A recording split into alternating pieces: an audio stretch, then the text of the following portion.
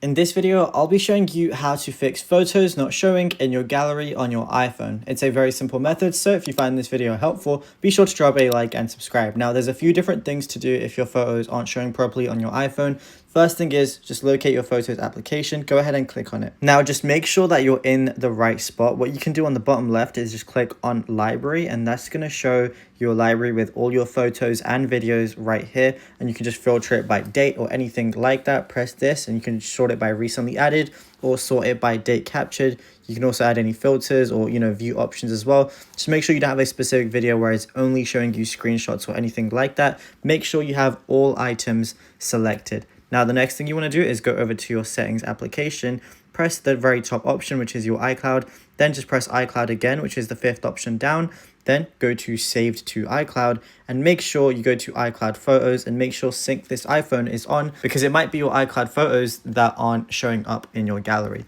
The final thing you can do now, let's say you're trying to open up something on Google Drive or upload something on Google Drive and you can't see it specifically there. What you want to do is go and scroll down all the way to apps, which is the final option. Then just search up the app you're doing this on. So in my case, it would be Google Drive as an example. Then just make sure where it says photos, make sure full access is selected and it's not limited access. But it's as simple as that. Now, if you found this video helpful, be sure to drop a like and subscribe.